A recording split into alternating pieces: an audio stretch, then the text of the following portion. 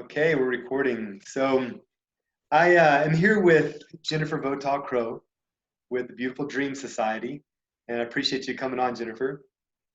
My pleasure. Yeah, so I just announced my top 10, Jake's top 10, as far as the most critical courses of action that I believe uh, needs to be addressed. If I were to be elected as a representative of Oklahoma, going to Washington, the top 10 courses of action, it would have to include human trafficking. And so as I began to think about this and pray about this, then you came to mind because I know you've done so much work in this area. You guys have rescued so many girls. You can give us an exact number, but I know countless lives have been changed, not just the girls that are involved, but those that are connected to those amazing ladies. And so you're doing work all over the world. And you started here in Oklahoma City, is that correct? Yes, yep. We've been a nonprofit in Oklahoma for 10 years. We started in 2010, and we've helped human trafficking victims from Oklahoma, all over the U.S., Southern Africa, Zimbabwe, Lesotho, South Africa, Ethiopia, China. We've had opportunities to help over 250 women in providing actual shelter for them in the last 10 years. And of course, we've helped many others who we have not provided shelter for, but just consultation and counseling and different things. So right. we had a trafficking shelter in Oklahoma City, Jake, from 2013 to 2016. Wow. And we were certified by the Oklahoma Attorney General's office to operate from 2013 to 2016, and we helped 57 victims that came into our shelter between those 3 years. And we've got statistics on those victims that we helped in our Oklahoma shelter. So I want to talk about some of the work you're doing in Lesotho, correct? Yeah, Lesotho. Before we go there, I want to hear from you on what you discovered as far as in Oklahoma, the work you guys did in Oklahoma. Did you learn about where the main pathway was as far as the inroad, where these girls are being trafficked from? And I say girls, but I know that it involves more than just women. And I don't know if your efforts work with men and women, male and female, or if it's primarily just the female victims. But I'm curious about what you learned as far as where these girls are being trafficked from, and kind of getting to the root of this and how to attack this at the root and cut it off. Yeah, I'm pulling up some statistics right now so I can look at them while I'm talking to you. Absolutely. Shockingly, the trafficking that happens in Oklahoma is mostly Oklahoma girls. Wow. There is, and I'm pulling up an Excel document right now, but sometimes it's like the movie Taken, that innocent girls are just being kidnapped and shipped overseas to be trafficked. But the typical Oklahoma victim is more like a young girl who is from a vulnerable family. Maybe her mother, her father are drug addicts. Maybe they are impoverished. Maybe they are engaging in some other kind of criminal behavior. All right, why is this not popping up? And all right, hang on a second. Yeah, you're fine. All right, so I'm pulling up this spreadsheet here so I can. So in our shelter in Oklahoma, I'm just going to give you some statistics. 48% of our clients in Oklahoma, which I think this was based on 57 clients, 48% of them were Caucasian. 9% of them were Hispanic, 7% were African American, 3% were Asian, 1% were Native American, and then 29% of them were multiracial.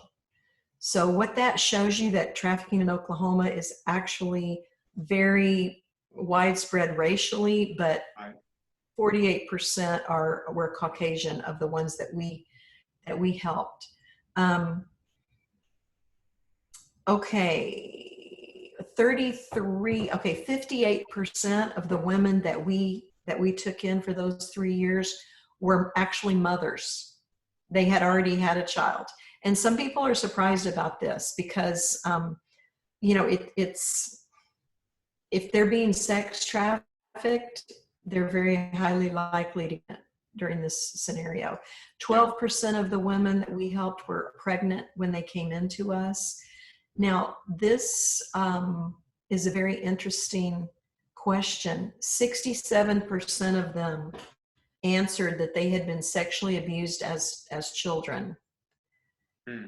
Now, the 32% of them that did not, 32% of them did not answer that question. They left it blank. Okay. So that doesn't mean they weren't sexually abused as children. It means they didn't want to answer that question. But 67% of our victims were sexually abused as children. So what we're finding, Jake, is that 1% of them said they were not abused as children. 1% answered the question, no, I wasn't sexually abused as a child. 58% of the clients that we took in were prostituted as a minor, which by definition, that is sex trafficking. According to the US government's definition. It's illegal for a minor to be a prostitute, right? But what we found is that these children, 58% of the women we saw were prostituted by parents, other family members, community members, when they were under the age of 18. And so what happens is, one of the typical scenarios that we find is the child becomes 21 and she says, oh, I guess I'm a prostitute, or 18, when she's a legal adult, I guess I'm a prostitute, when really and truly she's a trafficking victim. Right. So there's a really a big misunderstanding. I think some people think that women who are prostitutes, who are in their 20s and their 30s, people think, oh, she chose to be a prostitute. She's a bad person. She's an immoral person. And what we found was that a good majority of prostitutes were sex trafficked as teenagers. So the way this happens is because of family of origin, but it can also happen when a young girl who is looking for a better life gets a boyfriend who promises, who loves her, who promises to care for her, who takes her out of her bad family situation, who gives her clothing, a fancy car, treats her well. And so for 6 weeks, he wines and dines her, and, she thinks he loves me, we're in love. And then he says to her, okay, I've been doing all this for you. Now you need to help us by selling yourself. And he becomes her pimp. She still does not see this as a human trafficking situation. She doesn't self-identify, oh, I'm being trafficked or I'm being prostituted.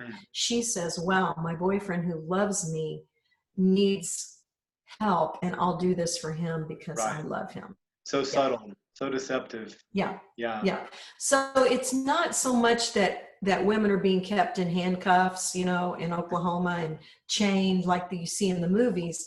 They're being trafficked by psychological manipulation and control, coercion, intimidation, threats. They are threatened, with their lives or the lives of their loved ones. But it's not like you might think, oh, they're enslaved in chains, and if they could just get out, they'd run away. Right. No, most of these women, they do not even know that they're sex trafficking victims, and they don't cry for help because they don't think to cry for help. Yeah. And they don't think that they're willingly participating Yeah. because of threats, intimidation, and manipulation, if that makes sense. Yeah. Absolutely. And Yeah. then their self-esteem and the shame that blankets them just holds them in there, where they begin to identify that, and their self-worth, obviously, I'm sure, is in the tank. And what does it take to rescue someone?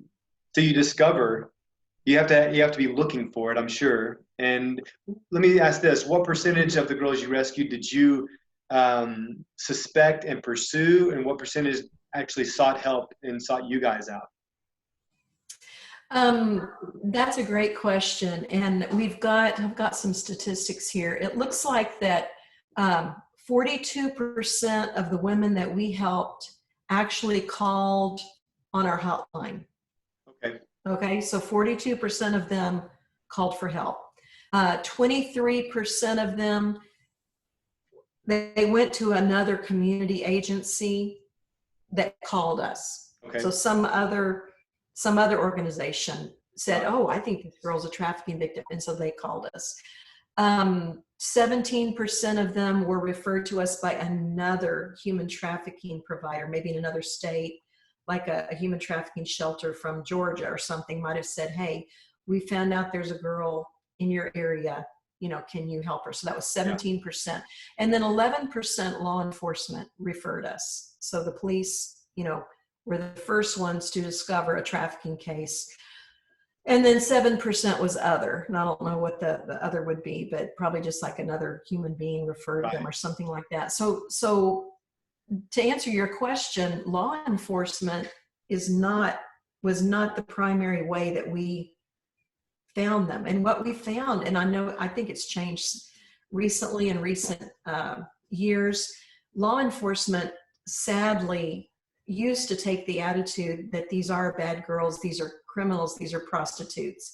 But more and more, because of some of the laws that have been enacted in Oklahoma, they're realizing that victims of trafficking may have been forced to commit other crimes, such as auto theft or drug dealing or something like that. And so they have recognized that if these girls were trafficked as minors, they can't be held accountable for being manipulated and pressured to do these crimes.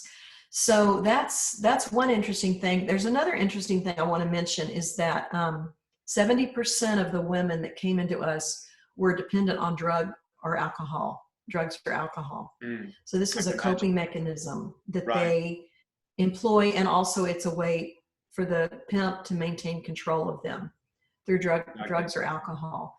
The average age of our clients for those 3 years was almost 23 years old. 22 years old was the average age. Now, just to let you know, we didn't take anybody under the age of 18. Okay. So we were only a trafficking shelter for adult victims. And then here's another interesting statistic. 95% of the trafficking victims were U.S. citizens. Wow. Yeah. 95%. So, people are being trafficked right here in the U.S. from their homes to perpetrators that are using them in the U.S. 5% of them were foreign, from another country, but 95% of the ones in our shelter for those 3 years were U.S. citizens. Wow, that's so concerning. And I believe the stats that you just mentioned about how they were recognized, coming mainly from other referrals, from everyday citizens being alert and aware, knowing what to look for.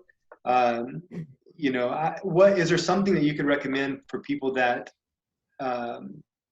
you could help them become more aware, to have their eyes opened? What would be some signs of someone who's being trafficked and manipulated like this?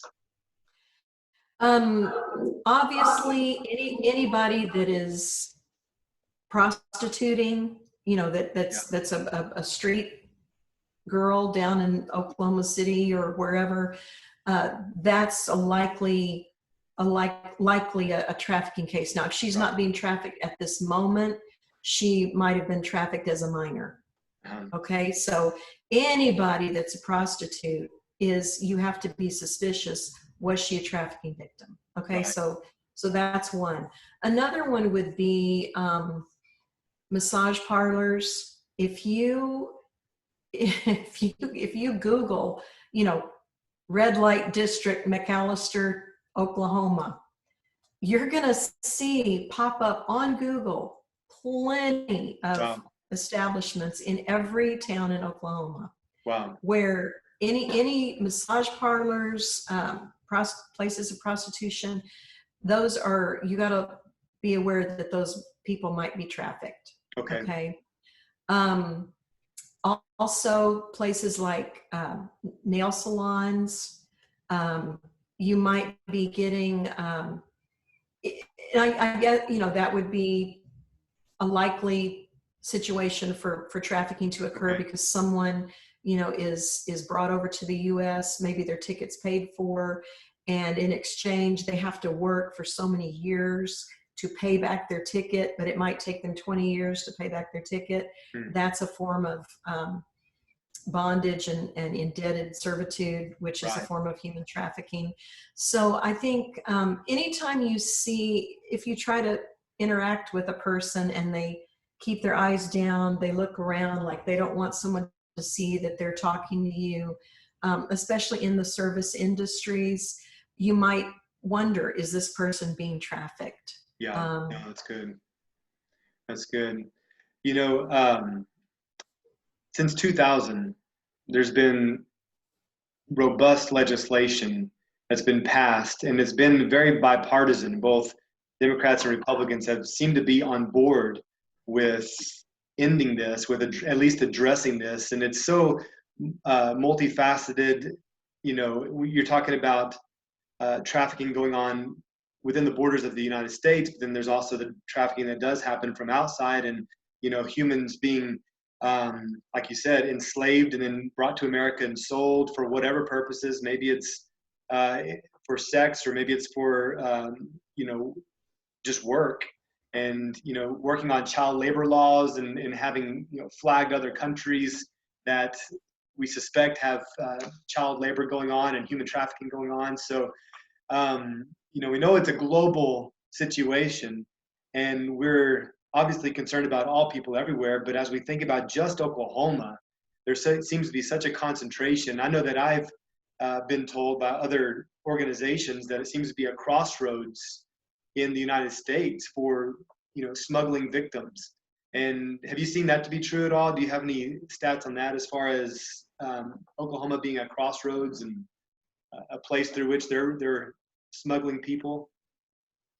That is somewhat of a, I think it's something that people have been saying for a long time now, but we Right. did not see statistics that bore that out. Okay. Yeah. We found that people that we helped for the 3 years that we helped them, they were not being trafficked from one state to another and coming through Oklahoma. Okay. I think that is something that was created. I think it's a story that was created that, there's the crossroads of I-40 and I-35. Right. And we didn't see that. I mean, I'm sure that happens, but there's plenty of people being trafficked right here in Oklahoma to Oklahomans. I don't know that Oklahoma, I do know that early on, when we had a couple of very prominent labor trafficking cases.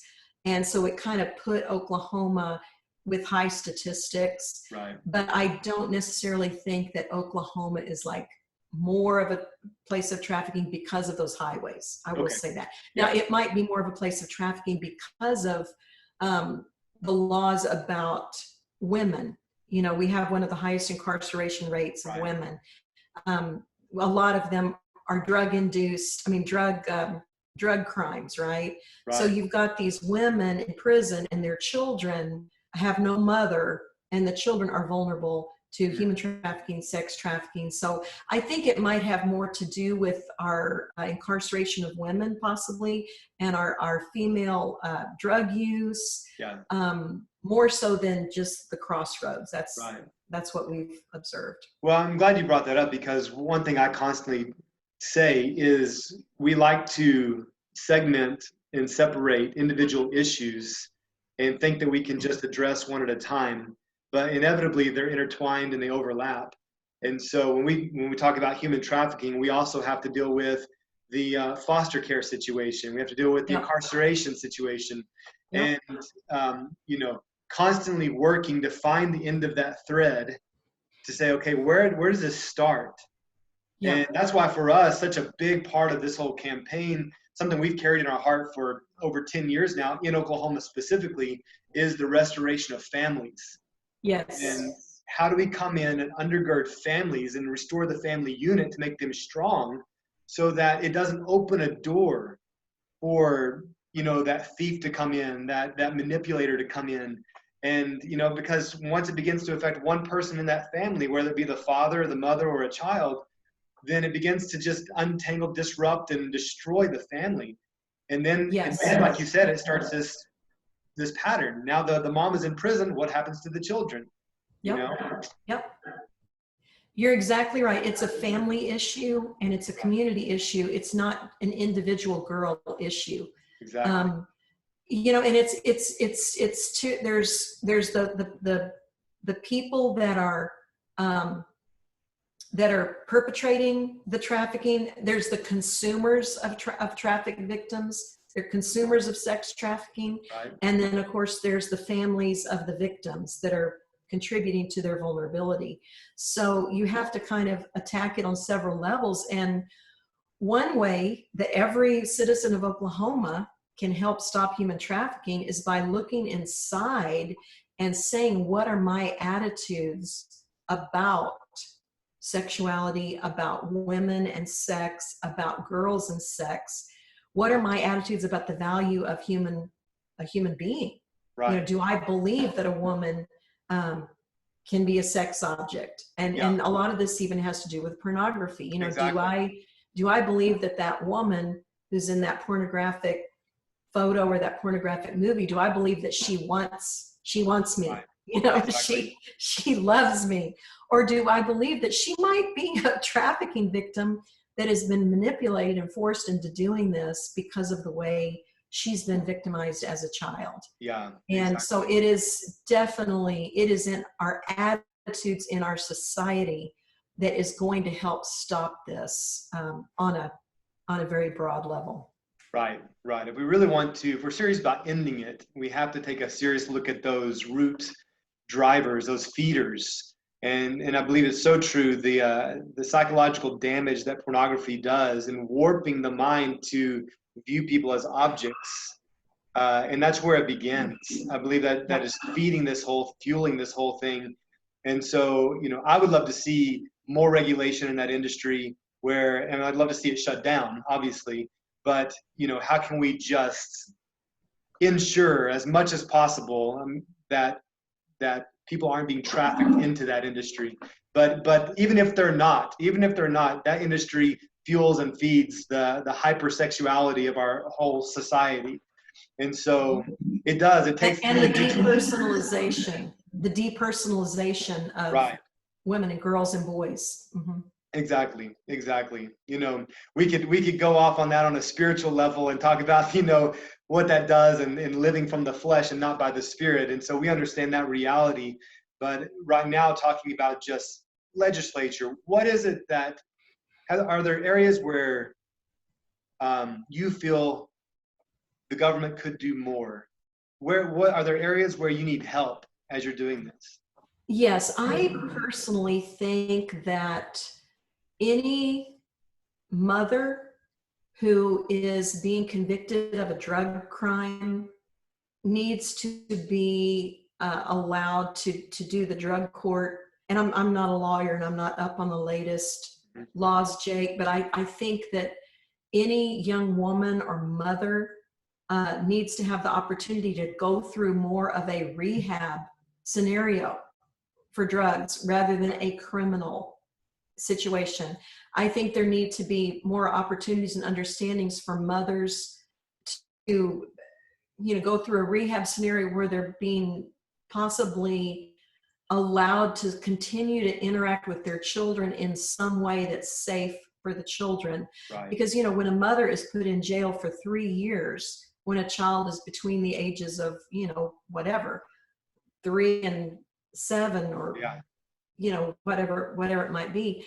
This is the child is vulnerable. Of course, the mother is doing illegal activity, so there has to be safeguards put in place, but there's got to be something better than just prison, Yeah.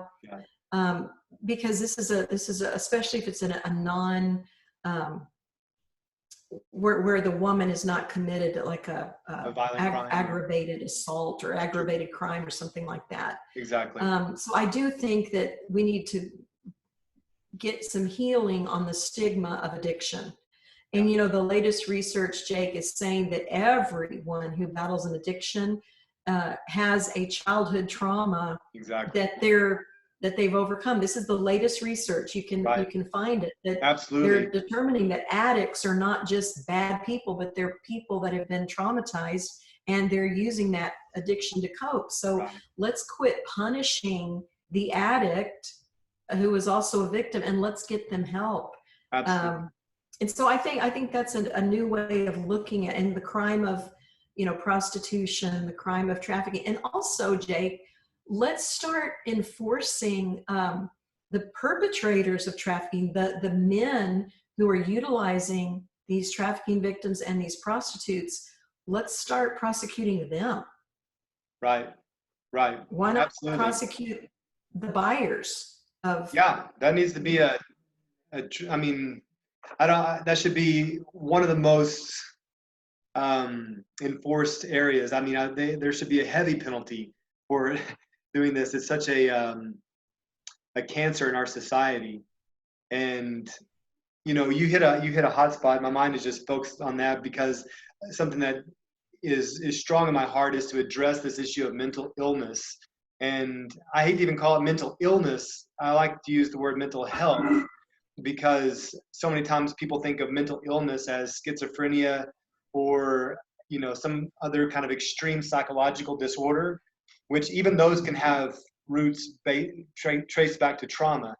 But trauma is so, like you said, the latest scientific evidence is that many of these are traced back to childhood trauma. And I know for us, we adopted our little girl out of DHS. She experienced a lot of trauma and abuse, neglect, and we deal with this every single day. Even 7 years after the fact, we are still on a daily basis seeing, the overflow of trauma, the evidence of trauma. And so, and we constantly ask, where would she be if we weren't in her life? To just love her, to help her. And so many people don't have someone coming alongside them. So the result's inevitable. You can't blame them for going out. They live their whole life in fight, flight, or freeze, and their whole life is reactionary. So, I believe you're exactly right. I think there needs to be more done to really look at the root cause. If someone's caught in prostitution or in some other kind of crime, trace this back, and how can we truly help them and rehabilitate them instead of just throwing them in the pen and just, adding trauma on top of trauma. Right. I think you're right. I believe, we love the HALO project here in Oklahoma. We love TBRI, trust-based relational intervention, and it all has to do with the healing of the brain through trust and unconditional love. And all of this backed scientifically out of, starting with the Texas Christian University down there, out of their science department, looking at the effects of trauma and then how that can be reversed and how the brain is malleable. It can actually be healed. And so if that's the case, if we're truly interested in these women and helping them, then let's do what we can. And I believe there should be, the Congress, the government, legislature should take a serious look at this and say, are we truly concerned about helping these ladies and restoring them and rebuilding our society from the ground up? Or are we just trying to, trim leaves? Are we looking at the roots? Or are we just trying to trim leaves and work on the outside, the most obvious area? So I'm all about going to the root. Let's go to the root and deal with this once and for all. And I would love to bring this before Congress and say, how can we work on legislature to come in and bring funding, bring support to people who are helping them at the root level. And, I believe we'll see positive results in our incarceration rates, in the foster care rates, in the sex trafficking, human trafficking. And so I'm right with you there. Yeah. I appreciate that Yeah. input. And the U.S. government is leading the fight against human trafficking worldwide. Right, they really And are. And Trump has yeah, done so much. I mean, that's been at the forefront of his agenda as well. yeah, yeah. And the State Department is who we work with in the country of Lesotho. We work with the U.S. Embassy, and we work with the State Department, and we have even been the recipient of grants from the State Department as a sub-grantee through the International Organization of Migration to fight human trafficking in Southern Africa in the country of Lesotho.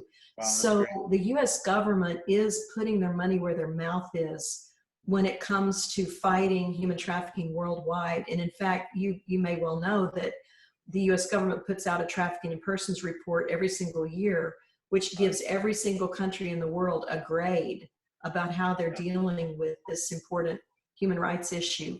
And Beautiful Dreams Society helps feed into that report for the country of Lesotho every year. And we've been honored to do that and to be a part of that. Wow. Wow. That's amazing.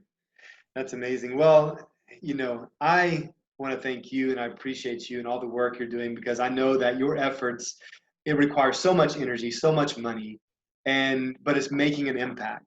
It's making an impact here locally in Oklahoma and globally. I mean, all the stuff you're doing around. And so I really appreciate you, and I appreciate you taking the time to inform all of us, because I think that it starts with that. I think it starts with education and people just being more and more aware. Yeah, you're very welcome, Jake, and I wish you the very best in your endeavors. Thank you. I hope I'm in your district. I'll vote for you. All right. But listen, also, are you familiar with the Dragonfly Home here? No. Hold on one second. I think you're frozen. Yeah. Are you back? Okay, yes. Yeah. Are you familiar with the Dragonfly Home here in the Oklahoma City area? No, I'm not. Okay. You need to check out the Dragonfly Home, because when Beautiful Dreams Society had to discontinue our services here in Oklahoma because we needed to focus on Lesotho. I think I told you that Beautiful Dreams Society is the first and only shelter in the entire country of Lesotho, whereas there are a few other organizations in Oklahoma that are helping trafficking victims. And some of our former employees of Beautiful Dreams Society Oklahoma started the Dragonfly Home.